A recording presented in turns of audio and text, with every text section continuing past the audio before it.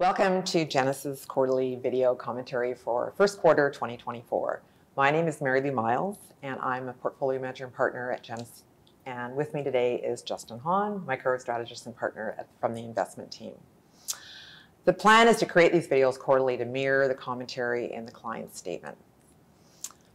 It's meant as a quick summary only. If you want to delve more into any of the subjects we bring up today, please reach out to your portfolio manager.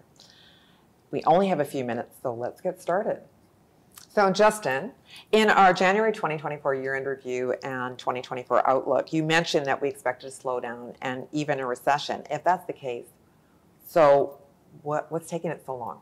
Yeah, so the slowdown in the U.S. is taking a bit longer than expected due to the increased government spending going on in the U.S. specifically. This is an election year, so they do want to keep the economy strong going into the election. In Canada, we are seeing a bit of a slowdown. We saw unemployment rates tick up from about 5% up to the 6% levels, so there are signs that the Canadian economy is slowing down. In addition, the interest rate effects from the higher rates take about 6 to 9 more months in order to fully come into the economy, so we're still waiting on that. So with Canada's latest federal budget, is our government spending in lockstep with the U.S. spending, or are we exceeding it in comparison? Yeah, so our government spending and deficit to GDP ratio has been lower than the US for most historically, and we expect that trend to continue. With this new budget, despite us spending more, it is being fueled by the capital gains tax going around. So given that, we still expect that we're not as worried in Canada than we are in the US. Right. So speaking of interest rates, what should mortgage renewal holders expect to happen for later interest rates later this year? Yeah, we expect in Canada interest rates to go down. Currently, for a 5-year fixed mortgage, it's about 5%.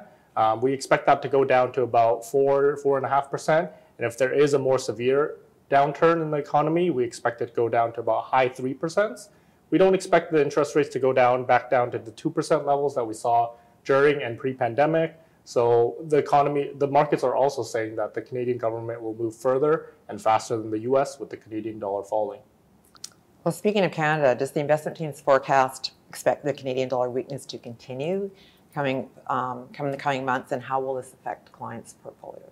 Yeah, so we expect the Canadian dollar to continue to trend downwards as the markets are pricing in more rate cuts for Canada, as well as weaker economy for Canada as well.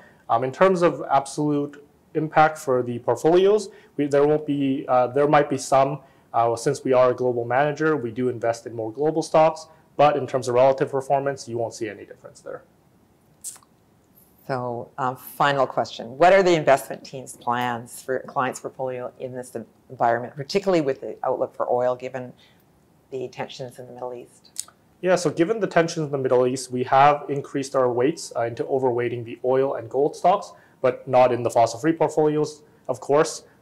We have lowered our tech weightings from our overweight to a more market weight, more focused on the AI and high-growing sectors, companies there, and put that money into gold and oil stocks. So, in other words, we're preparing our clients in the event of a recession. Yeah, so we're taking more of a barbell approach strategy there. So we're investing in growth stocks, the AI stocks that I mentioned, as well as more of the economic sensitives. And if the slowdown in the economy and a soft landing scenario does come into fruition, then we expect the broad market to outperform, not just the tech specific that we saw this year.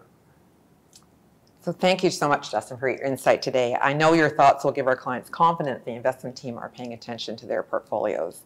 Thank you all for watching. If you have any questions, please reach out to your portfolio manager and we'll do our best to answer. Enjoy the rest of your day.